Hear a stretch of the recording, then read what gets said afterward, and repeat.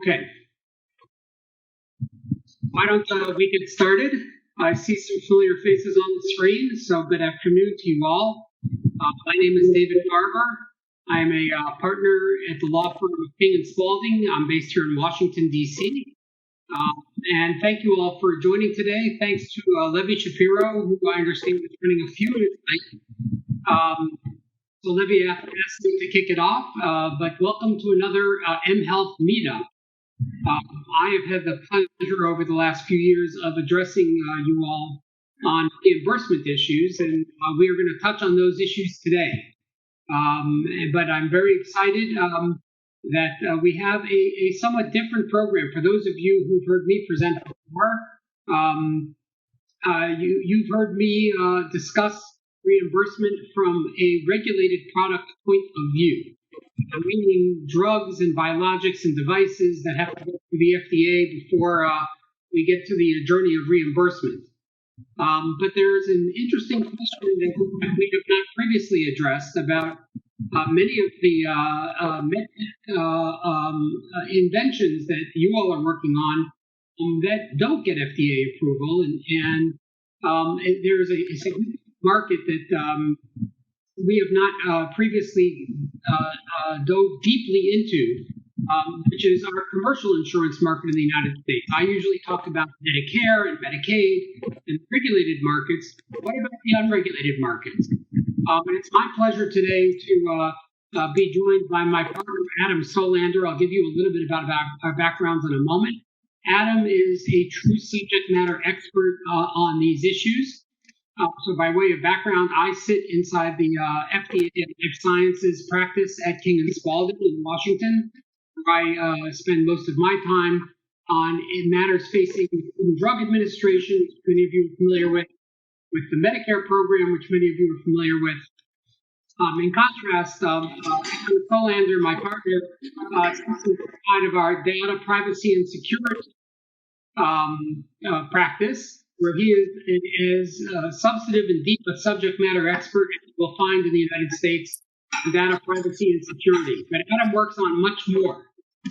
He started his career as a lawyer, worked in the Congress at Capitol Hill, out of the Congress into private practice, where he's focused on data privacy and security. But he spends a lot of his time on critical technologies, on med tech and telehealth, and we're going to dive into those subjects deep. And he's going to address you today to describe the amazing changes that we have seen over the last 6 months because of the pandemic in the U.S. Markets, as both medtech and telemedicine have evolved in those markets. It has been an amazing time for medtech, and it has been an amazing time for telemedicine, and we are lucky to have Adam join us today.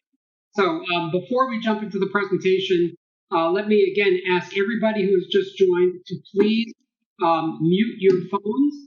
I will try to do so as well, and let me see if I can share my screen so that we can load the presentation, and we're going to get going. So bear with me one moment here, and let's see if this works. Okay.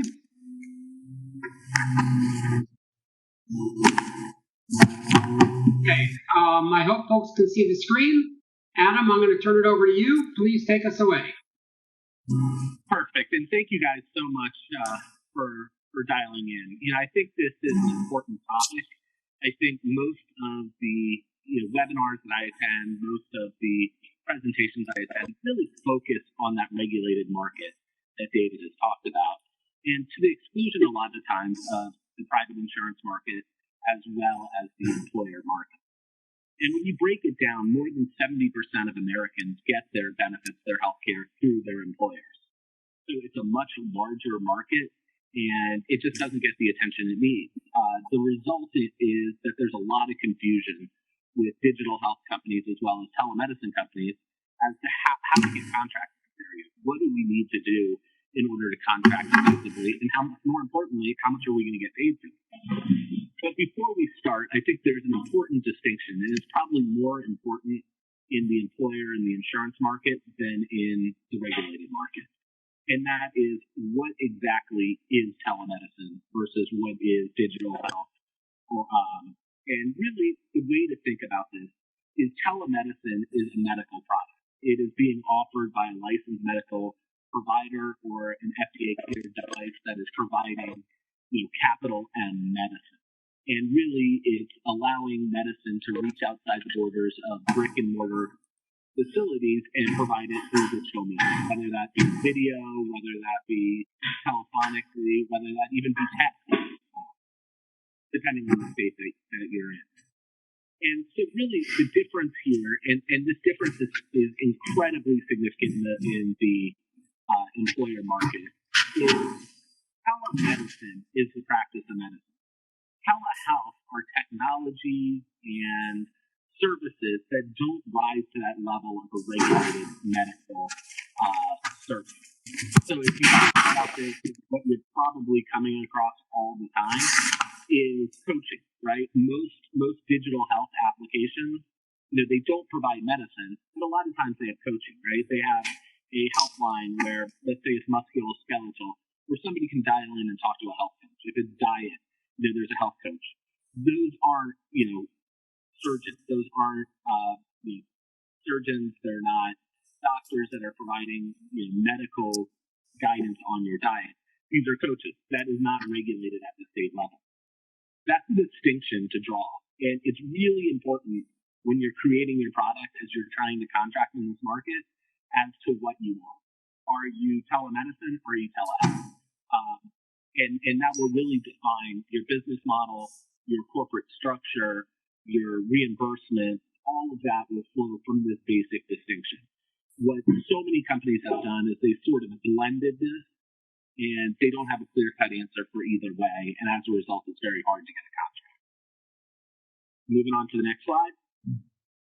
So we've seen just meteoric rise in both telemedicine and telehealth.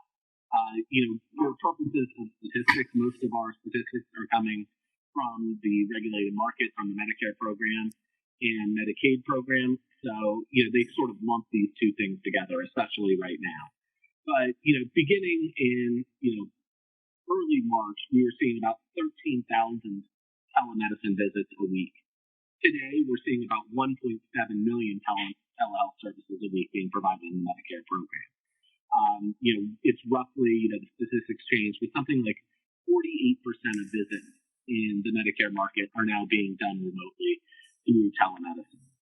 And the question is always right now, the question that no one has the answer to is this sort of a black swan moment? Telemedicine and digital health are going to really rise to the mainstream, or is this the end? Are there such systemic problems in cost, quality, and fraud that the regulators are going to knock this out and employers are going to become much more skeptical of these services? We don't know. So the question is, does this all reverse, or is this something that we can ride for years to come? I will tell you that Congress and the White House are very keyed into this. We have meetings regularly with both parties, and we're trying to work through it. I will tell you that there will be regs this year on both the regulated market as well as with the IRS and DOL in the private market. So it's something that is regulated, will continue to be regulated, and the path will make itself evident in the next 2 to 3 months.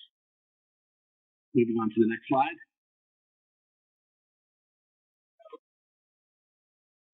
So this is what we're talking about. I think the quote on this slide is instructive. FEMA is the person who runs CMS, and she recently released a report on telemedicine and has been speaking publicly on telemedicine and digital health. And I think her take on this is probably instructive as to what the telemedicine and digital health market is going to look like in the future. And she said, with these transformative changes unleashed over the past several months, it's hard to imagine merely reverting to the way things were before.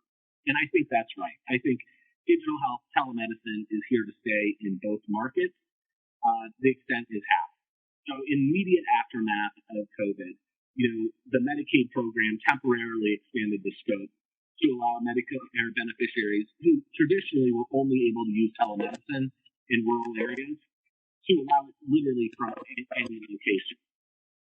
They also added about 135 remote and telemedicine services that could be provided through the Medicare program. Before, it was very limited as to how digital health and the remote patient monitoring and telemedicine services could be offered. And as a result, we went from 13,000 visits a week to 1.7 million visits a week, about 48% of Medicare. That's great. I think that is wonderful. People are using it. It's clearly helping with the pandemic here in the United States. The problem is CMS and Congress are way more skeptical of this than the market. I will tell you, I represent a lot of large employers as well who have integrated telemedicine into their platforms and digital health into their platforms. And the same issues that we're worried about in the regulated market, we're worried about in the employer market. The number one issue, and it's probably most important in the private market, is quality. Everything when you think about the employer market or you think about the insurance market, focuses around quality, and the way employers talk about it is return on investment. So the question becomes, with these 1.7 million visits a week, and probably more in the private market, is this driving quality? Is this clinically appropriate? Are we able to actually treat? What people are coming to the telemedicine provider or the digital health provider to assess? Does our remote patient monitoring, does our tracking really produce value, or is it something that's just a nice to have and add on that new? The next is cost. The question is really going to bubble up as to whether or not the reimbursement, both from a private market perspective as well as a public perspective, whether or not these services are worth what we're paying for. I will tell you right now, in the employer market, this answer is a resounding no. We talk about it every year at open enrollment, and we'll talk about this in a few seconds, but we talk about it every year at open enrollment. We are spending more and more money on telehealth and digital health, and we're not necessarily seeing any sort of value coming back from that. There are a lot of payment models out there, like the per member per month, those types of payment models that employers are becoming increasingly frustrated with, especially with the utilization that is happening. So at least in the private market, I will tell you that we are going to see a major shift in the way contracts are drafted. And we'll dig into that really seriously here in a few minutes. The final thing that's going to determine whether or not telehealth and telemedicine are here to stay is fraud.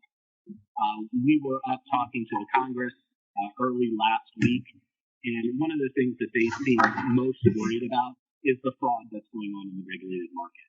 We see the same thing in the private market, but there are criminal penalties associated with it the way that there are in the private market. This is something, if we see an explosion of fraud, we see a whole bunch of visits that aren't happening the way they are, whether they're shorter, whether they didn't happen, whether providers are steering patients to them using kickbacks that are unlawful. That will determine whether or not this market is going to be viable in the long term. At the end of the day, if it becomes too regulated, it's going to be very hard to make a buck in this market. So compliance is king here. Every one of my digital health and telemedicine clients, I really push compliance. I believe it is one of those things. It's not a cost of doing business. I really think that it's a competitive advantage. If you can show a deep understanding of the laws, especially in the employer market, that provides a huge advantage over your competition, and it makes swing by. I'm here usually 12 to 7, so I'll be here today. I think I'm leaving. Could you go to the participant tab? Yeah, whatever. That's fine. Yeah, sorry about that. I've just lost the participant panel here. Okay, if you go to the participant tab up top. Yes, sorry, we're just having a compromise. So it's two knuckle donuts. Panelist Budnick, you're not on mute. Please mute your line. Okay, there we go. Perfect. All right. So that really is the key here, is making sure that you're driving quality and making sure that you have policies and procedures and ways in which to provide your services in a compliant way. In the employer market, this is one of the things that we drill down on. And when we drill into the employer market in about 2 minutes, we'll talk about what you need to have. But this really is table stakes in this industry. And, the companies that are doing this effectively will survive. The ones that get hit with these lawsuits and enforcement from the government, they will die. So I think that the more fraud we see, the less likely it is that the industry is. הצלחתי ארי? נראה לי שזה לא מעניין, אז בוא נלך לספריה. זה משהו על telemedicine. We've gotten a lot of expansion, especially as the market has expanded. We've seen a lot more of the traditional telemedicine players. חלי, יש לך משימות לעשות מתוקה. The big one that happened was really the Teladoc Livongo merger. And why this is significant to the people on this call is this is a trend that we are going to see. We are seeing the blending of telehealth and telemedicine into a single product offering. Teladoc is by far and away the largest urgent care telemedicine provider in the U.S. Livongo, I believe, is the biggest digital health provider in the U.S.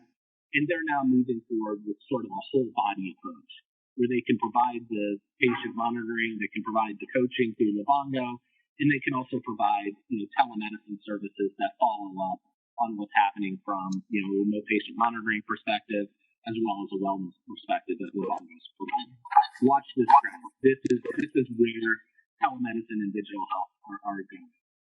Then we have a number of the large telemedicine companies going public. MD Live and Amwell, which are two of what is referred to in this market as the big four, both of them have announced plans to go public. Largely on the back of the profit that was created in the first few months of the pandemic. You're seeing major institutions like Google investing in Amwell at the IPO level. These stocks are sort of going into the stratosphere. It really is something that is as hot a market as there is in the U.S. Moving on to the next slide. But the people who have gone public at this point were sort of the early entrants. Teladoc, Doctor on Demand, Amwell, MD Live. Those companies have been at this, especially what we call urgent care replacement telemedicine for a long time. They were sort of trying to take advantage of the bubble that was created as a result of COVID. But really another interesting trend that we're seeing is, the traditional healthcare market is now getting involved in telemedicine and digital health.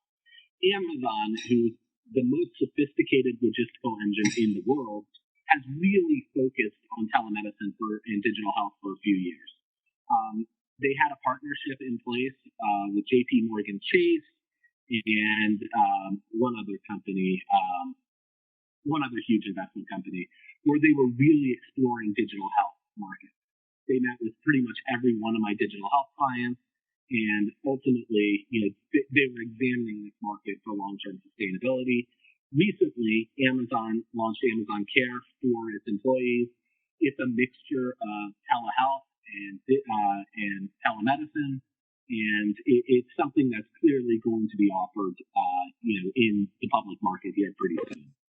So there's a major entrant entering into this. We're also seeing interest for the first time from the hospital. The traditional healthcare market, they're viewing telehealth and digital health as a way in which to reach beyond the borders of their hospital and start, touching patients early on in their medical journeys, which allows them to steer them into clinics, into their specialists, all of that. So in 2019, even before the pandemic happened, about 106 hospitals and health systems launched into this market. They are going to be a competitive force. They are really looking for a way to extend their reach beyond their hospital. So, digital health is a perfect platform for that. If you're a cardiology group, having remote patient monitoring of an individual's blood pressure and diet and that sort of stuff can really provide early warning signs as to when, that specialist treatment is needed, get in there early, treat it, better outcomes, and, steering patients that may not have seen the cardiologist that month anyway. In the digital health market, the big news here is that CVS and Express Scripts, which are two of the largest pharmacy benefit managers are all adding digital health into their offering. This is a huge market between Express Scripts and CVS. They have a huge percentage of the prescription drug spend in the U.S. They represent most of the large employers that are out there. Amazon is starting to cut into that a little bit with PillPack, but a huge percentage of the market, and they are all bullishly contracting with digital health providers. You can see Livongo, Hinge, Hello Heart, which is actually an Israeli company, Torchlight, and Wheel have all gone through and are now being offered through the CVS PBM offering. What I thought was interesting about this headline is rigorous clinical, data security, and business evaluation is needed for inclusion. That's a lot of what we're going to be talking about. So while the market is hot, it's hot only if you've taken the appropriate steps to be ready to contract in this market. Moving on to the next slide.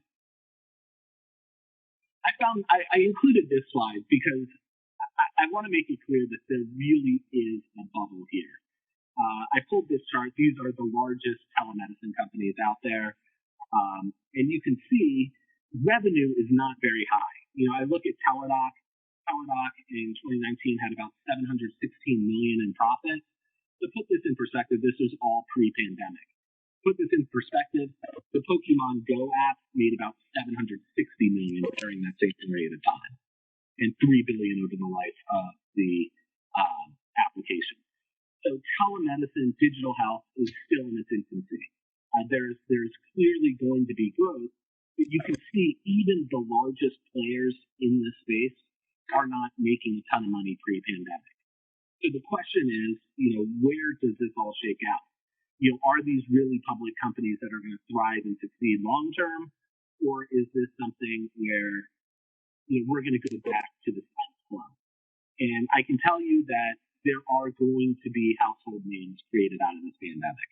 We're seeing it already. I have clients that have had 40 and 50 contracts ratified in the past 4 or 5 months. So there's clearly an appetite for it, but the appetite is really going to be for those sophisticated players that understand the market. And the most important thing, there's going to be 2 or 3 points that I want you to highlight. As you're focusing on the insured market and the employer market, write ROI on whatever notes that you're taking. Return on investment is by far and away the most important thing that you can provide to these employers and to these insurers that make them interested in your product.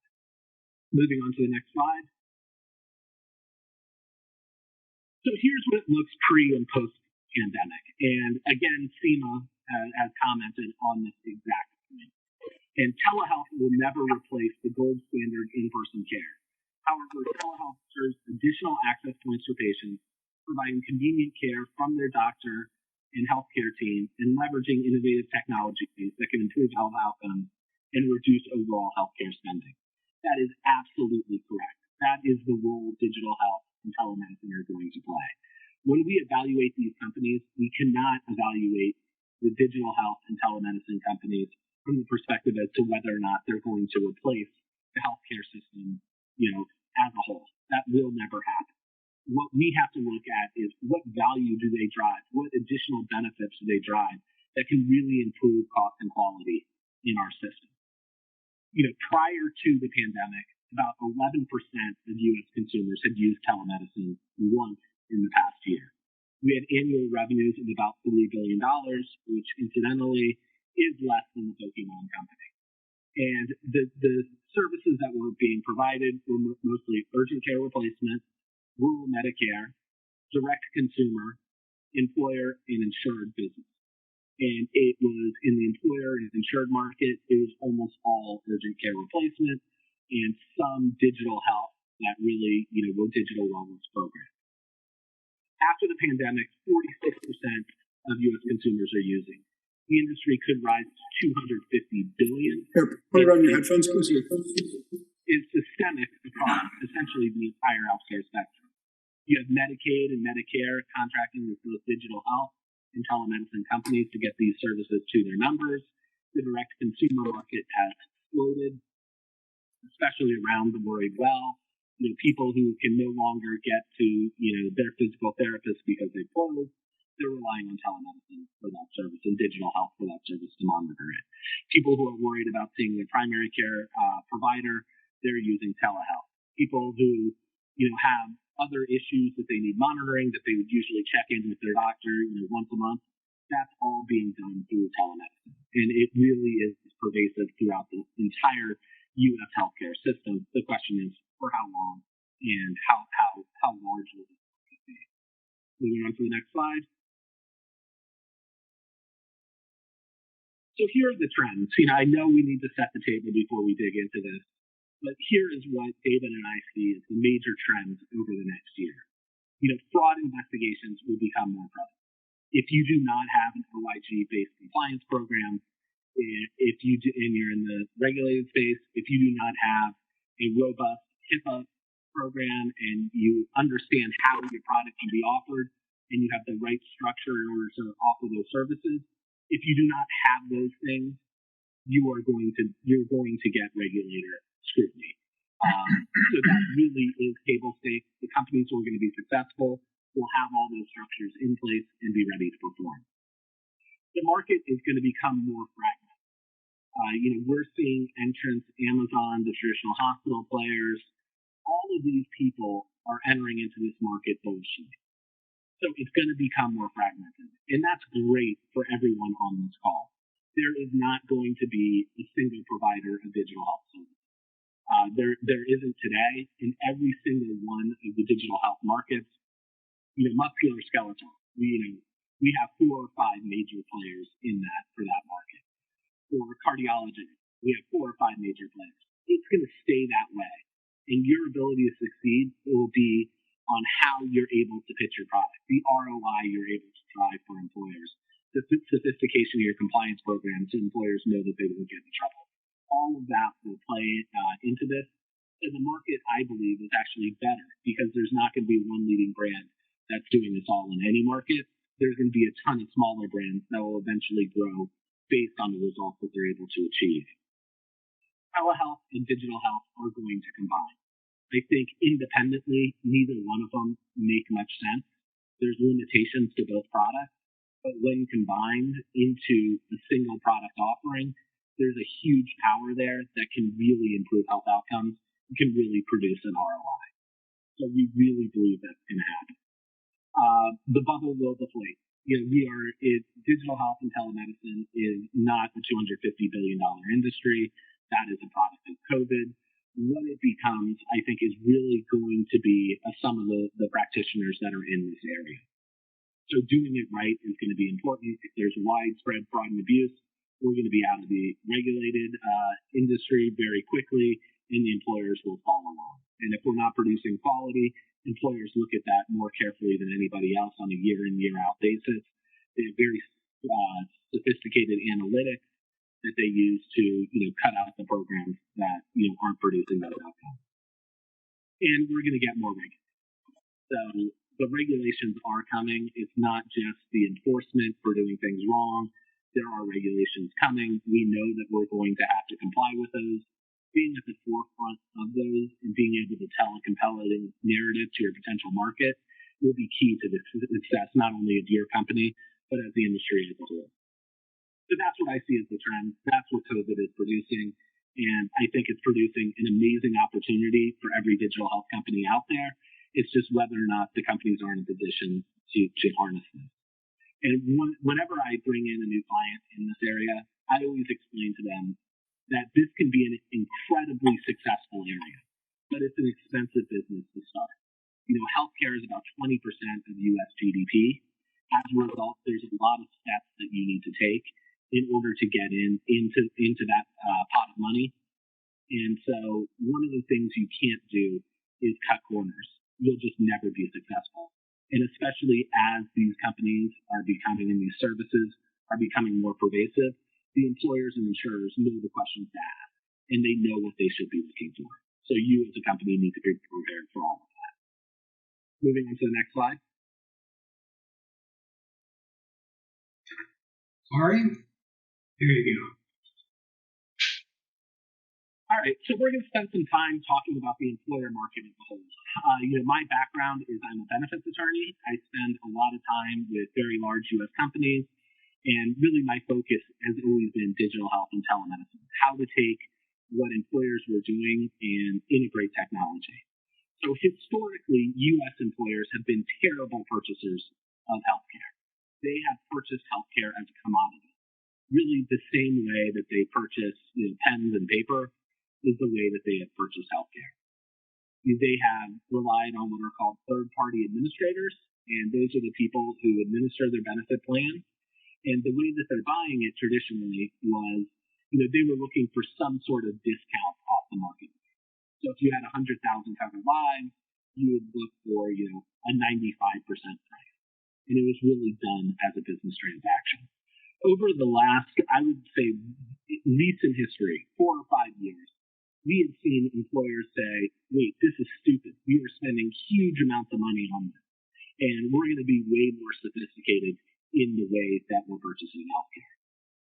Most of the very large employers have medical directors that look at this spend very carefully. They identify where the costs are coming, what interventions that they can put in place in order to bend that cost curve.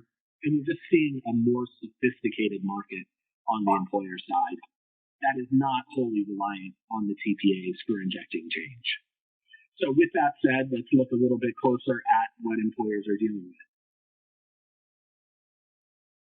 On to the next slide. So this is the employer market. Going up one slide. Oh, sorry. There's this view. Go to the first one with the graph.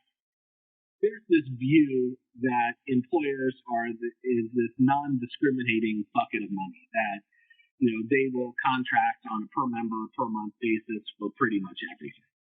My experience is that is really not the case. Employers are a very hard market to crack, and it's getting harder. When you look at the data, and this is a little bit old, we don't have new data on this point since the pandemic started. But prior to the pandemic, 67% of U.S. CFOs believed that the U.S. would be in recession by the third quarter of 2020. 84% believe that a recession will have begun by the first quarter of 2021. My guess is those numbers are higher. Ultimately, employers plan a year ahead for their benefits. We have what's called open enrollment. So the way this works is right now we're starting to enroll members in our plan. That plan was created at the end of last year and finalized in March. So employers look at this stuff a year ahead. And what employers are allowed to spend in the benefit plan is really a budget function. The CFO will tell the benefit managers what they're allowed to spend on benefits, and the benefit managers will create the richest plan they can within those parameters, and they will fund that plan. So my expectation is over the next couple of years, we'll see a dip in the amount of money that employers are spending on healthcare. It has gotten incredibly expensive for employers. You can see, the first graph here is the average cost for a PPO plan, which is just a traditional healthcare plan for a family, is about $20,000. When you get into what's called the high deductible health plan market, that drops down to about $18,000. And you can see that the costs rise every single year. It's sort of on this exponential spike. It's burning up more and more of employer spend. I think if you talk to most employers, they would say if there was a good option that we could provide quality health care to our employees, we would do it and get out of the benefits.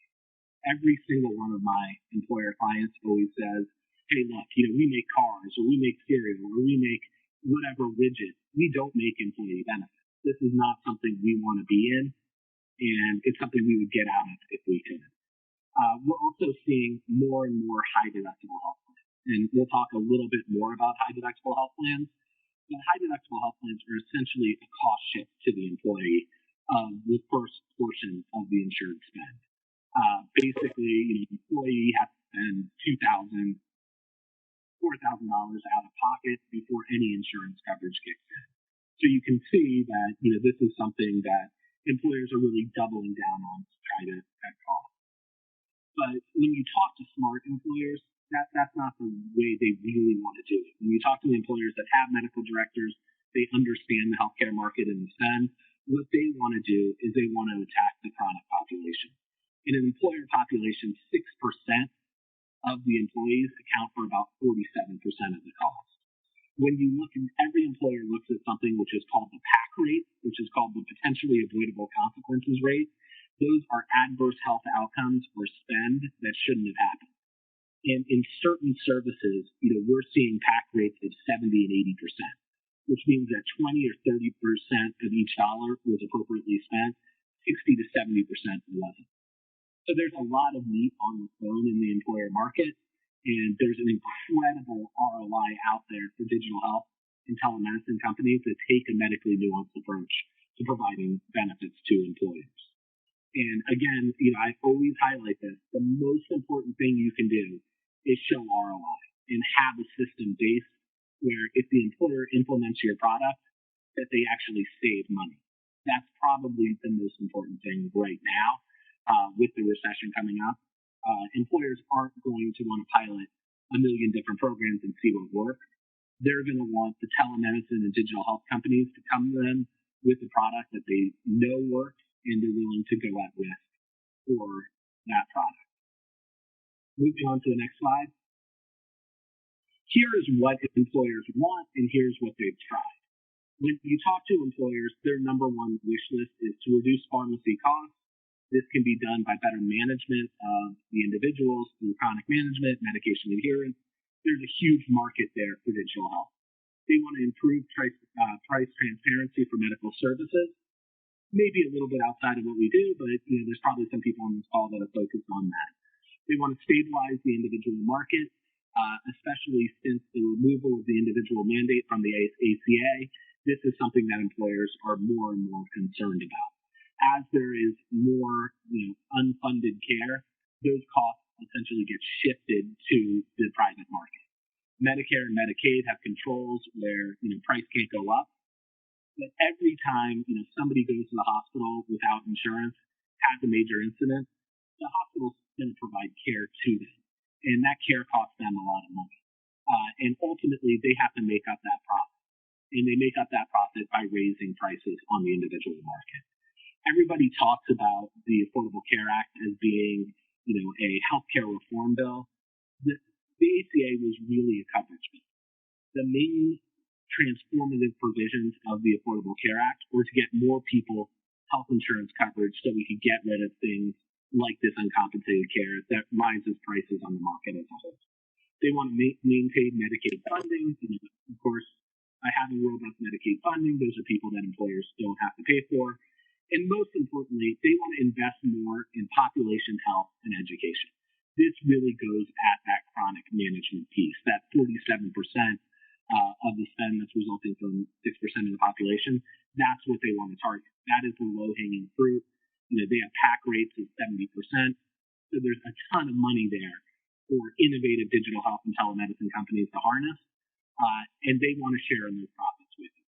We just need to bring them the product to do that. How they've dealt with this is telemedicine. 89% of employers, my guess is it's probably close to 100% after the pandemic, have implemented telemedicine in some way, shape, or form. 82% of large employers have implemented wellness programs, which is really where the digital health market plays into this. 68% are using disease management programs. Again, a great spot for digital health and telemedicine. On-site clinics, and last but not least, something that we see growing is high-performance networks. They are going to the providers directly and negotiating ROI for services. That is something we expect to grow. I think there's a major provision of this that is going to be related to digital health and telemedicine. Every doctor on earth, when you approach them with a value-based contract, says, look, I'm a doctor. I know that I provide the best care, and I know that I can meet any expectations that you bring. But the problem is, once the patient leaves these walls, it's very hard for me to monitor. I can't get guidance to them. So, because I don't have control over this, even though I'm the best, there's no way that I'm going to go at risk for this contract.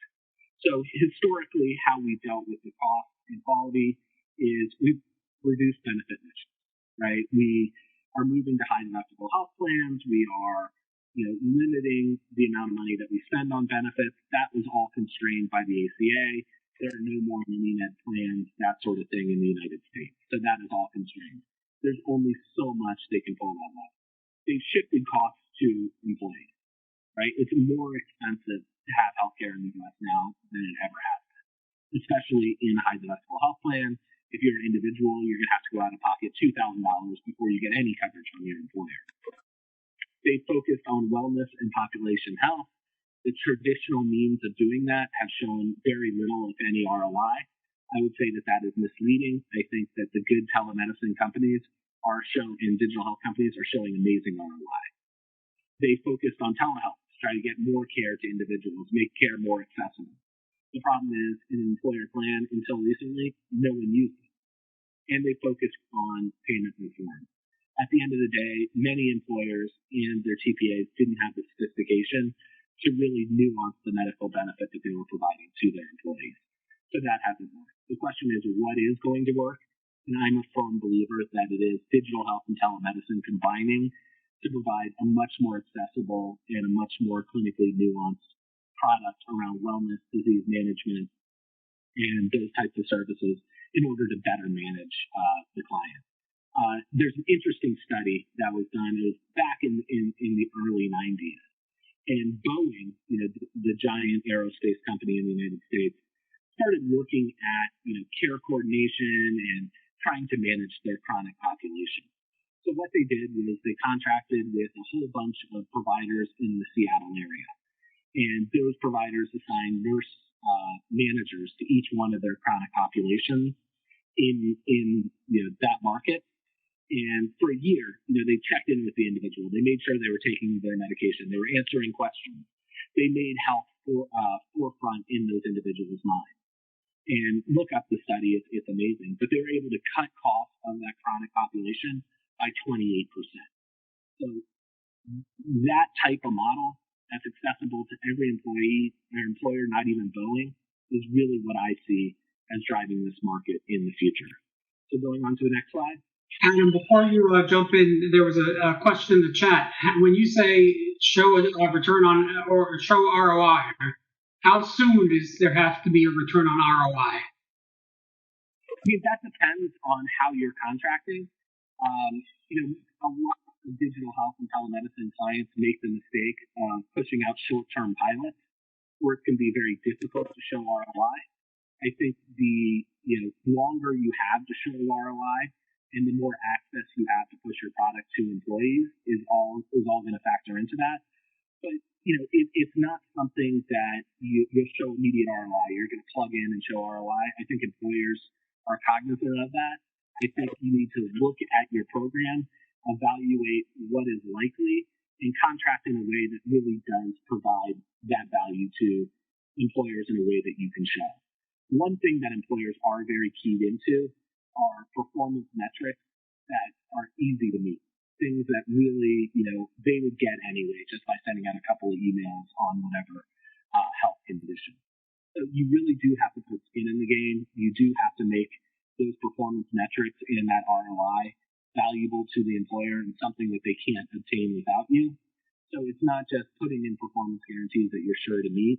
It's making sure that they're valuable to the employer and something they can't do themselves pretty easily. So I don't think there's a set term in showing that ROI, but you would definitely want to show it in the first year of your contract. Most of these contracts that I'm seeing are moving to 3 years. So I think, a value prop over that 3 years with you going at risk for those fees are really compelling. Perfect. Thanks. So, and here's an example of ROI that, this is why the urgent care telemedicine market hasn't worked. They basically have a solution for something that's not a problem. And urgent care telemedicine sort of followed after urgent care clinics in the United States. So the big problem with employers and ER visits were people who were insured when they had the sniffles or they had an ear infection and there wasn't a provider open in the middle of the night, they would go to the ER. The average cost of that visit is about $1,700 to go to the ER. ERs are not equipped for minor things. They're for health emergencies. So it's more expensive care. When you look at that, an average cost of an urgent care clinic that's taking ear infection is about $149. Urgent care clinics are widely deployed across most employer populations. Most employers are in urban areas or cities that have a healthcare infrastructure. Very few large employers are rural employers. So by just leveraging urgent care clinics, making sure urgent care clinics are around, they dropped that $1,700 to $149 a visit. Then about 3 or 4 years later, telemedicine showed up. The average cost of telemedicine visit is about $80. So the problem that they're solving for the employers, it's a $70 problem, right? I don't think employers are going to go bankrupt. I don't think that their cost curve is out of control because they're paying an extra $70 for that office visit, especially when in most cases that office visit is more effective than the telemedicine intervention. So what we saw in the employer market is mostly urgent care replacement. Utilization for employers was about 7% once per year, meaning that people in the employer's population weren't using it, even though they were largely contracted on a per member per month basis, and there were high readmission rates.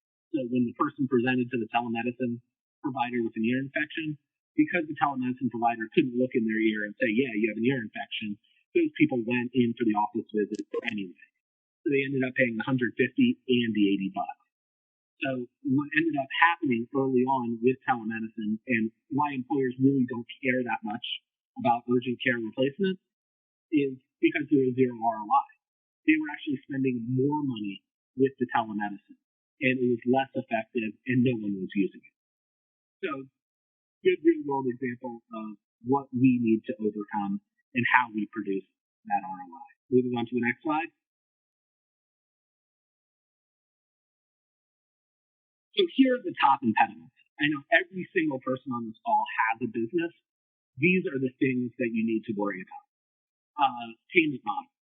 We see there's a lot of shades on this, but there are essentially two different models. There is a per member per month or a per employee per month payment, where an employer pays a fixed cost for access to your digital health service. It can be $2, it can be $40 per month, and that gets charged to the employees for the privilege of that access. We also have utilization-based payment models, where you get paid based on when an employee uses the service. And that's becoming more common. Employers really don't like that PMDM because it's a giant fixed cost, and if people aren't using the service, they just end up spending a lot of money for no value. I will tell you one of the things to look at, and one of the things that you need to be prepared for, is what employers are now pushing is some sort of PMPM for people who utilize the service. So you will get paid if somebody utilizes the service. What telemedicine and digital health companies have done typically is they said, hey, it's really a per member per month, and we're going to build this in advance. So if somebody uses our remote patient monitoring in month 1, we'll bill you for the year for that service, right? So they've used it, they've gotten access to it, and now you'll pay for that over the course of the full year. That is changing, and every time I'm doing an employer contract, what I say is you're going to get that PMPM for every month that the people use it. So a lot of people are really focusing in on thinking that they have these 3-year contracts that are going to go up after that 3 years. If you're not showing utilization, those are going to go down. There are no performance guarantees. That's a huge impediment. A lot of the digital health companies can't integrate with the third-party administrator, so they don't have a way to pay their bills. Employers, especially if they're contracting through the group health plan, they don't want to pay attention to this. They don't want to administer this. They want to push this through the TPA and have the TPA pay the bills. Providers do not drive utilization. Number one issue, any contract that you have in place, utilization is going to be probably the most important piece. You need to make sure that you have a communications plan and a deployment plan that drives utilization, that you're able to communicate freely with the employees, or else no one's going to use it. One issue that we're going to talk about is that we're not properly scaled. The services that we're providing to the employees were not properly formed in the states to provide those services, and they can't contract with them. Data privacy and security, forefront, especially in the insurance market. If you're looking at a contract with a large insurer, you have to have high trust certification. You have to have a compelling narrative on data privacy and security. In the general employer market, if you don't understand how your product fits into both traditional health plans and high deductible health plans, there's going to be no way that you get a contract. And the risk sharing isn't there. We need to be equal partners with the people that we are serving, and that's just never in place. So moving on to the next slide. And a time check, Adam. Yep, I 10 more minutes probably. So moving on to deployment. And there's some key considerations here in the employer market. Going on to the next slide. As a digital health company, there are two different ways that you can contract with a large employer. One is you can be a medical benefit under their group health plan. If you are a medical benefit under their group health plan, you're being paid through their insurance, essentially. Most of them will be self-insured, but it's the same thing. That group health plan will pay for your service. You'll likely need to bill your service, even if it's non-medical, through claims. To do that, you have to have a way to do that. You have to integrate with the TPA with something called a clearinghouse. There are big advantages to that if you go that route. One is you'll typically get higher reimbursement through the group health plan. It's a more sophisticated contracting engine. They'll typically spend more money through that group health plan than they will as an employer. And so you get a higher reimbursement. In the US, not every employee is in the group health plan. So really the detracting piece of that is you won't have as many people to go after.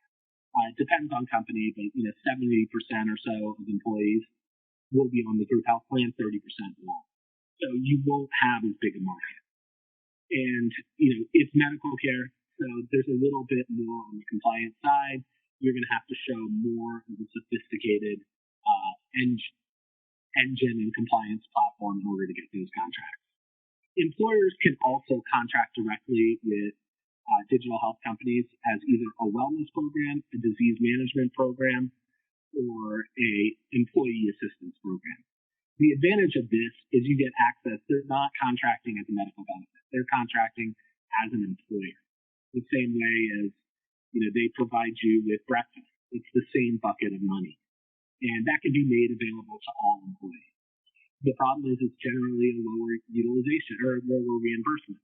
It's easier to contract for, but you don't make as much money per individuals, but there's a bigger pie, so to speak, of employees. The other main detracting factor is if you're contracting with them as a medical benefit, you can't do that as an employer. Employers can only provide medical benefits through their group health plans with certain narrow exceptions, which we'll talk about. So you're going to be limited in the scope of the services, the medical services that you offer to those employees. But that's basically, there are two ways. You have to decide which one of these two ways you want to focus on, or if you want to focus on both ways. I have a lot of clients that do that, but you have to have compelling narratives how you're compliant with both ways of contracting. Moving on.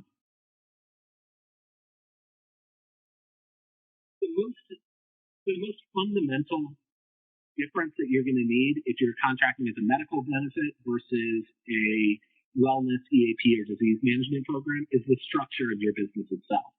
Not all structures, how you're set up, can contract with both entities. So moving on to the next slide.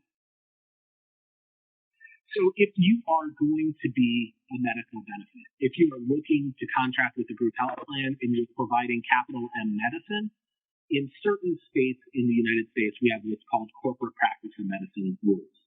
Essentially, a for-profit corporation cannot own a physician group or a group that provides medical services.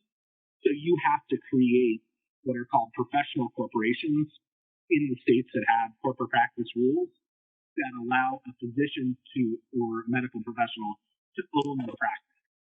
So you have to create this structure in order to provide services to the group health plan in a lot of cases. So the way to do that is what's called creating a friendly PC. So you create these professional corporations. You, as the digital health company or telemedicine company, will be what's called the management services organization. So all the medical care is provided from the friendly PCs. You have a management services contract in place with those PCs to manage everything but the healthcare. So essentially all the dollars that are spent that aren't directly related to paying the physicians go to the management services organization, and you have a contract in place with those PCs. It also plays into licensure. So a lot of the employers you're going to go after are 50 state employers. You have to make sure that if you're practicing medicine, that the individuals that are practicing medicine in those states are licensed in those states. I know there's been a lot of change to those rules because of COVID, but at the end of the day, you have to make sure that a Washington, D.C. based doctor is treating the Washington, D.C. based patients. So this is sort of table stakes if you're going the medical benefit way. Moving on to the next slide. If you are going to be a digital health company, you have a little bit more flexibility. And go up one more, back to that previous one. Skip. There. So here, if you're a digital health company, you're not a medical benefit. You're not providing a medical service. And I'm going to caveat that. We'll explain that in about 2 minutes. And how you still can provide medical services to a limited extent. But the digital health company signs direct contracts with the employer, the group health plan, or the insurer, and then they provide remote patient monitoring, the wellness program, the disease management program directly to the employee. It's a much smoother, it's a much less costly application, but it becomes harder to contract with group health plans with that structure. So structure does matter. You have to have a plan, not only in the services you provide, but how you're formed in order to provide the services you want in this market. Moving on to the next slide. One more. So I do want to dig into this because most of the people on this call, we are providing sub-medical benefits, right? We are digital health. We are not capital and telemedicine. So when you are contracting with a group health plan, there are a couple of gating issues that you need to be prepared for. And you can't provide a medical service except in really limited circumstances. There are 2 different rules for this. The first are the IRS high deductible health plan rules. And these generally prohibit an employer from providing coverage to individuals that are on a high deductible health plan prior to their deductible being met. So if an individual is on a high deductible health plan, you can't provide them with a medical service. They have to pay for that out of pocket. So the employer can't pick up the tab for that, except in limited circumstances, which we'll talk about. There are also ERISA issues as well. And basically, the ERISA issues say that an employer benefit that provides medical care will be considered a group health plan under ERISA. And as a digital health company, as a digital platform, there's no way that you're going to be able to provide all of the coverages that were mandated under the ACA. Like, you're not going to be able to provide hospitalizations. So you really can't be a group health plan. The nice part is there are good exceptions to these, and we're going to dig into them in a second. You will need to have this narrative set up when you talk to employers. Go on to the next page. So under the HSA rules, remember this is if an individual is on a high deductible health plan, which you saw earlier, which was about 70% of plans in the US are high deductible health plans, then you can't provide coverage until the deductible is met. However, there are 2 general exceptions to this rule that allow you to provide a medical service. The first is you can provide coverage under an EAP, a wellness program, or disease management program, as long as it does not provide what's called significant benefits in the nature of medical care. So you can provide a medical benefit, it just can't be significant. And we'll talk about what that means in a second. You can also provide certain preventive services on a first dollar coverage basis. So, things like, wellness visits, certain screenings, that sort of stuff. Certain patient monitoring will now probably fall into those buckets as well. Those can be provided on a first dollar coverage basis. Ultimately, if an individual is required to pay out of pocket for your service, it's a lot less likely that they'll use the service. So there are 2 rules here, and these really clear the way for it. There is a notice under this rule that provides the significant benefits in the nature of medical care standard. And essentially what they say is if you're a digital health product, as long as the services you provided are completely outpatient and they're not significant based on amount, scope, and duration of the services, then you can provide it on a first dollar coverage basis. You will need a memo. You will need to have a very detailed view of how you meet these rules if you're contracting with an employer. They are hugely cued into this, and they know immediately whether or not this is something they can and can't do. So getting an opinion from counsel, thinking through all the angles of how you can be offered and why you're not a significant benefit, having that in writing that you can provide to them is going to be key to contracting. There is one of the things that we're hoping is going to happen from COVID is the CARES Act, which was one of our relief bills here in the United States, basically said until 2021, we don't care. You are allowed to provide as much digital health and telemedicine as you want to your employees on a first dollar coverage basis, and you're not going to invalidate the health plan. The concern here for employers is high deductible health plans are really a facet of the tax code. And if an employer does provide coverage before that deductible is met, the tax deductible funds that they've put into given to that employee, as well as those employee contributions, will immediately become taxable. So they'll have a huge tax event, which is a major issue to employers. So not that you need to know all of the pieces of this complicated rule, you just need to understand if you're a digital health company and you're contracting with an employer and you want it to be offered for free to the employees, you have to know how you don't provide a significant benefit in the nature of medical care. Moving on to the next slide. The ERISA issues. So historically, employers can only provide a medical benefit to employees through a group health plan. Since the ACA, group health plans have to provide certain mandated coverages. For example, hospitalization and prescription drugs. No digital health programs ever going to be able to do that. And you can see the definition of medical care is incredibly broad. It means amounts paid for diagnosis, cure, mitigation, treatment, or prevention of disease, or amount paid for the purpose of affecting any structure of the body. Really anything that's medical in any way is going to be a group health plan, except the IRS, DOL, and HHS released rules. And again, they did not provide a bright line rule. They say that you can provide some medical care, and again, it's the significant benefits in the nature of medical care.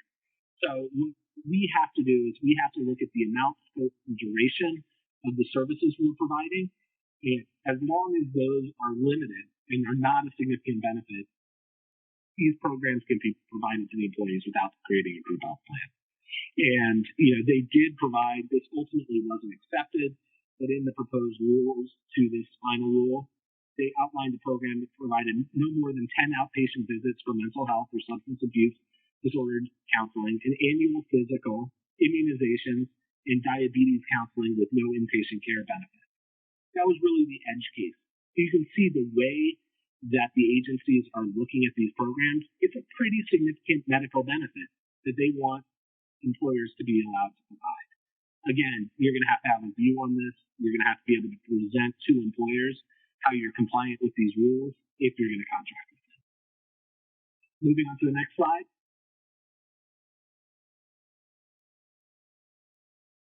And I think you're on, David. Okay, yep. So thank you, Adam. So as you can tell, the considerations in contracting with the employer landscape are just fundamentally different than what we have historically talked about in the context of the Medicare and Medicaid programs. I always break this down into is there a coverage, is there coding, is there payment? And those are the critical three buckets for understanding how reimbursement, the mechanics of reimbursement work, particularly at the federal payer level. But that's really only half the United States. Maybe 120 to 150 million lives. The employer market works fundamentally different. I have some questions I want to come back to Adam on in a moment or two, but I wanted to take this opportunity because we are talking about getting medtech into the United States market, both on the commercial side as well as the federal payer side. To take 5-10 minutes at the end of Adam's presentation to just give you a few updates on I'm going to focus on two important changes. So what I'm going to be talking about now presumes that you have dialed in or had the chance to review one of my presentations on reimbursement with the federal healthcare payers before. But because over the last 6 months, in addition to all the changes in telemedicine that Adam discussed earlier, the 100-fold increase and the ongoing employer focus on telehealth generally, on the federal side, there have been two important changes that I really wanted to focus you on, or actually three, excuse me. The first is on telemedicine, the actual physician-patient encounters, over the web or et cetera. Since COVID started, and the government has, and physician offices and all other medical professional offices in the United States effectively shut down for 3 months. The government knew that it had to step in. On March 6th, we saw a very clear announcement from the government in response to the pandemic and what we call the public health emergency here, that the government made explicit for the Medicare population that it was going to pay for all telemedicine visits at the same rate as regular inpatient visits. E-visits were assigned specific codes. I don't want to dwell on this too much. For those of you in the telemedicine space specifically, you should be familiar with these codes already because they've been up and running for months. But the government gave us the coding system for physicians to be able to bill the telemedicine visits encounters online, virtual check-in codes, which is something we've talked about in the past. Thank you, Levy, for posting the slide to the link to the prior slides. But we talked about the virtual check-in codes. Those were reinforced by the government. The payment rates were there, and as a result, we saw this huge spike in telemedicine. Now, again, telemedicine, very specific core set of services, a little different than some of the other telehealth services that we've been talking about over the last 45 minutes. But that being said, as the numbers went up, the government scrutiny is going to go up as well. To emphasize something that Adam said at the top of the presentation, the suspicion and what has always held telemedicine back in the United States is the worry about fraud. And now we have those tens of millions of telemedicine encounters, and now the fraud investigations will begin. I cannot emphasize to you enough how important that will be. It's important to your businesses to the extent that you can think of any anti-fraud measures to build into what you are working on. That will be for the better. But there's going to be a pendulum swing back and forth in these areas. But the key point here is that telemedicine is here to stay. Because of the pandemic, we've now seen its adoption and uptake. Doctors in their individual practices are getting more comfortable with using this tool, and again, it's going to go on and on. In terms of telehealth, more generally, unlike telemedicine, the government has not taken the significant steps to facilitate reimbursement here. We have, in fact, seen maybe one would call it the status quo continuing. Maybe you could characterize it as a bit of a dialing back or a suggestion from the government that everybody needs to be a whole lot more careful. What do I mean by that? Less than a month ago, on August 17th, we saw a new proposed rule for the physician fee schedule. So in the Medicare space, every year, the government puts out a rule that tells doctors for Medicare, this is what you are going to be paid for each procedure in the coming year. It's called the physician fee schedule. And in that proposed rule, there is hundreds of pages of discussion about all sorts of different procedures what procedures are coming in, what codes are coming in, what procedures are going out, what codes are being taken apart, what payment rates will be, all the building blocks that we've talked about. One that is of I know, of particular interest to this audience is remote patient monitoring.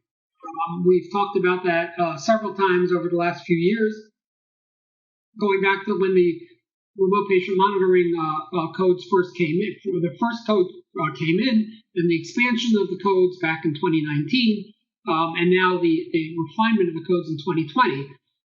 Well, the government is seeming to, or appears to be, clamping down on how the remote patient monitoring codes can be used.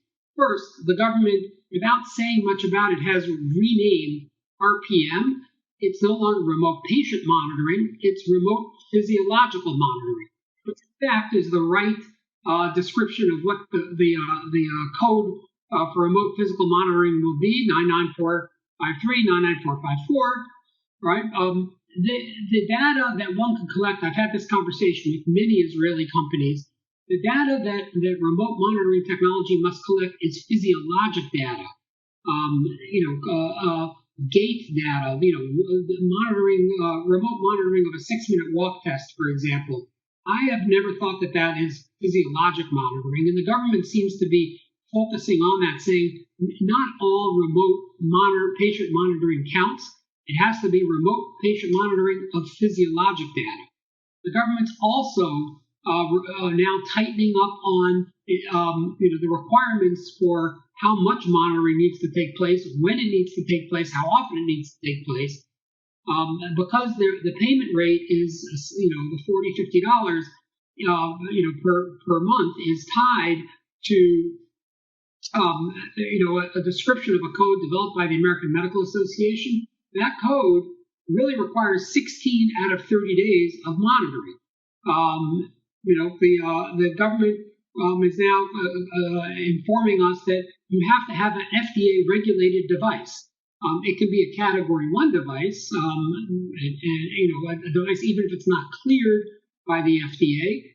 Sunglasses are a Category 1 device. A wheelchair is a Category 1 device. But your device has to be registered with the FDA to be eligible to be used for remote physiological monitoring. That's a huge change and very important to this community. It ties into many of the things that Adam said before about, are you providing a medical benefit versus are you providing some type of other benefit for the employer market? Well, for the Medicare market, you may need to register with the FDA, and that may drive some of the decisions. There has to the use of the device to digitally collect physiological data has to be reasonable and necessary. We've used that phrase before. That's the core Medicare standard for what is covered versus what is not, right? The important question is temperature, and monitoring temperature. Is that a physiologic monitor? Go back to that question. The proposed rule, and I think this is an expansion, the proposed rule suggests that monitoring temperature alone would be a physiological monitor, and that's a wonderful thing. So maybe there's more than might meet the eye in terms of physiologic, but less in terms of tightening of this standard to only FDA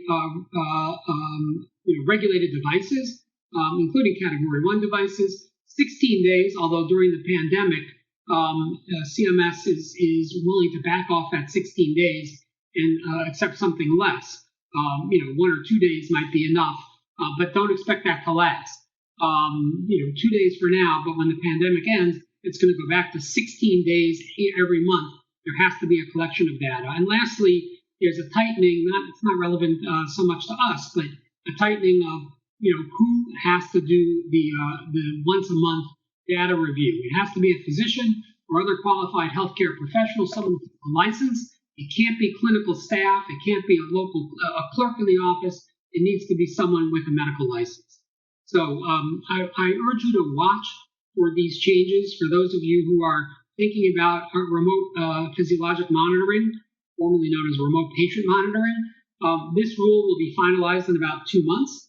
We'll see the final rule in November and maybe early December, and that's going to set our standard for remote physiological monitoring for 2021. Watch for these changes that are really important to our community. Here's another significant change, and with this we'll wrap up.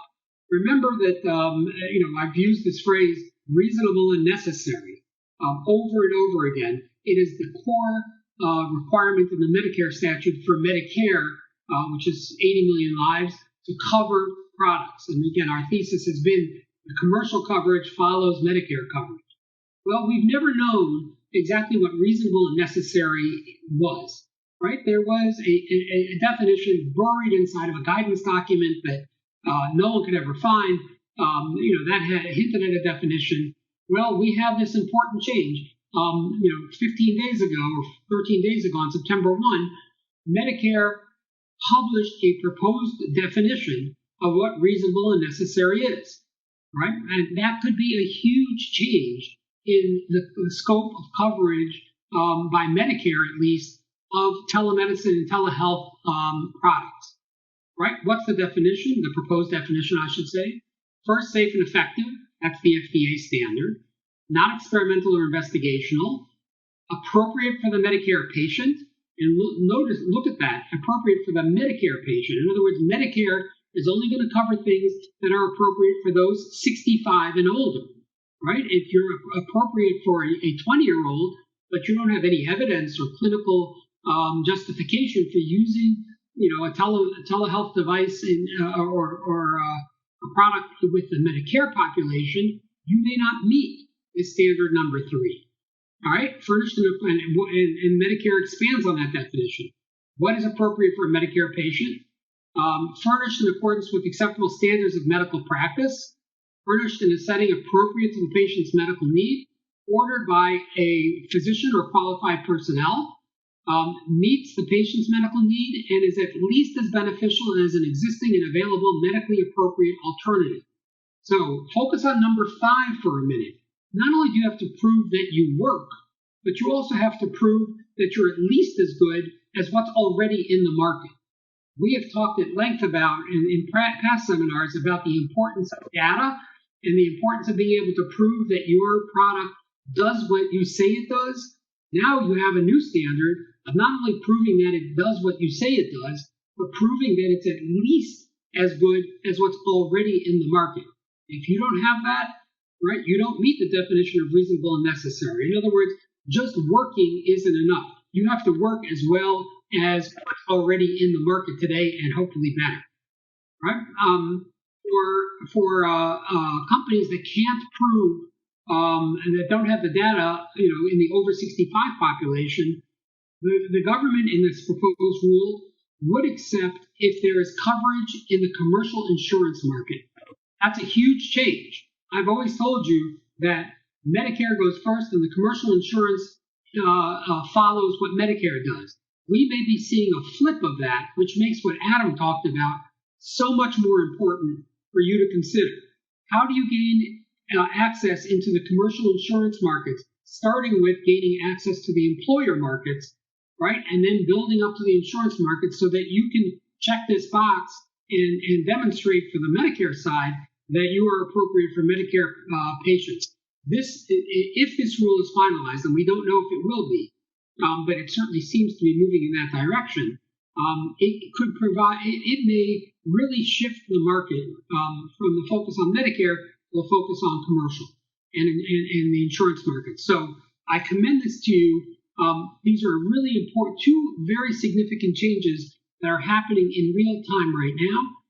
We'll have much more on this come November, December, which is just the setup for a webinar in January, hopefully in person.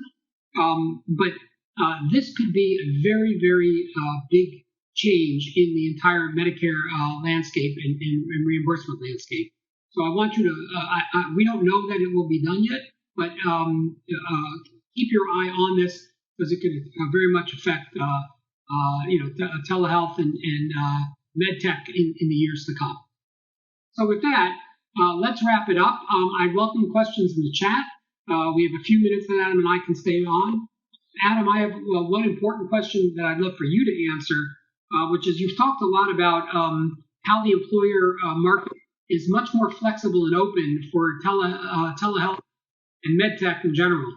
Do you have any recommendations to those on the phone and on the website as to how to access that market? How do they break in? Yeah, and that's always the billion-dollar question. I think my advice would be a part of the employer community here in the U.S. There's a whole bunch of groups that look specifically at telehealth and digital health products. You have the employer roundtable, you have the different business groups on health, you have the Center for Telehealth and eHealth Law, you have the American Telemedicine Association. Those groups are made up of both, digital health and telemedicine companies. And, some of them, even like EHIR, they have a clearinghouse for medical technology. And they will go in, evaluate them, and bless them. So I think that's really an important part of being successful is getting buy-in from the community. The other way, the easy sort of win, is there's a lot of resellers in this world. There are a number of companies that already have connections with large employers. And if you can get a contract with them, which is significantly easier than with a large employer, your product will be highlighted to them. You won't get the same amount of reimbursement because they obviously take a cut, but there's certainly an easier contracting pathway forward there. The final thing that I would tell you is, we're lawyers. It's very hard for us to sell a product, but there are a small number of salespeople in this market that probably sell the majority of the product. And, getting in front of them early, having them tell you what specific employers are looking for, they have those connections. It can get you in front of the product pretty easily. Terrific, thanks. There's a question in the chat about one of the points I made about the new possible definition of reasonable and necessary. And my point about improvement of standards of care. The question is, what if the device is not supposed to replace an existing device, but clinical information? Well, if that clinical information is new clinical information, you meet the standard, right? If your device is collecting something or doing something in a different way than was the case before with the existing medical device, that's a change in care. You're at least collecting or adding something new into or that would be the argument, that you're adding something new that a physician or other practitioner would not otherwise have access to. Therefore, you would be an improvement in the standard of care. So I think that obviously the question is nuanced, and would need to be determined on a device by device basis. But I think that the arguments are there. Again, we don't know that Medicare is going to necessarily finalize that portion of the definition. I'm sure it's going to draw a lot of comment because you can be approved by the FDA as safe and effective without meeting the standard in the industry, right now. A lot of those companies who are putting out those new devices, and it goes for drugs and it goes for treatments as well, they're going to be troubled by that standard. So we're going to see how it evolves. Another question in the chat is the same pressure for telehealth in the face of COVID happening in Europe as well as in the US. Well, I wish we had Ulf Grunman with us, our colleague from Frankfurt who presented to the mHealth community about 3 weeks ago. He'd probably be a better person to answer that question. But Adam, any thoughts on that? Any perspective? I don't know enough about the European market to answer the question, but Adam, you have any sense? Definitely not as deep as Ulf in this area, but yeah, I've seen some of our clients that are multinational. There has been an increase in demand for telemedicine services. I think it depends a lot on the country that they're coming from, and I think Europe was probably a little ahead of us prior to COVID on the telemedicine and digital health front. But yeah, I think we have seen an increase in demand worldwide. Great. There was another question in the chat about because we started the presentation by sort of distinguishing between telemedicine and telehealth, which is a very specific physician-patient encounter versus telehealth. The question about, do we define telehealth different than we define digital health? I think we've been using the terms interchangeably. Adam, I don't know if you have any thoughts on that. Yeah, and in the employer market, there isn't as sharp a distinction as there is in the Medicare or Medicaid programs. And so for us, telemedicine, anything that would be a group health plan benefit, so anything that provides a significant benefit in the nature of medical care would be considered telehealth. Anything that is below that would be, or that would be considered telemedicine. Anything below that would be considered digital health. So it's really whether or not it needs to be a group health plan benefit or whether it can be offered as a wellness program, disease management program, or EAP. The disease management, EAP, and wellness bucket would be digital health. Things that require licensed medical practitioners and need to be a group health plan benefit would be telemedicine. Great, thank you. And I'll make this the last question. There was a question about how the reimbursement codes, 99091 and 99453, 454, 455, how are they done for remote physiological monitoring for patients under 65? In other words, not in the Medicare program. Well, the short answer is in the exact same way. The codes are not developed specific for the Medicare program. The Medicare program uses the codes, but all healthcare systems use these same set of codes, right? So whether remote physiological monitoring is being done in the commercial market or for an employer or for, through a group health plan or in the Medicare program, it's the same codes that are being used. But as I've emphasized in the past, it's not the coding. We know that everybody says, what's my code? I need a code. Coding is not the answer. The code is only the bridge between payment and coverage. You have to be covered to receive payment, and the code is just a way to tell the payer, whether it's a commercial insurer, an employer, or an individual, or the Medicare or Medicaid programs. I've just used this technology. And then the payer says, do I cover it? And if so, what's my payment for it? Coverage, coding, payment. So the codes can be used for over 65, under 65. They're not specific to the Medicare. Medicare doesn't develop the codes. They will just set Medicare coverage limits on what Medicare will pay for and won't. Commercial payers will set completely different limits. Sometimes they follow Medicare, sometimes they're ahead of Medicare, sometimes they're behind Medicare. So don't just focus on when I drive you toward the new definitions in the Medicare program. Commercial insurers are probably lagging behind. Some of them are more liberal in what they pay for, but the codes can be used across all markets.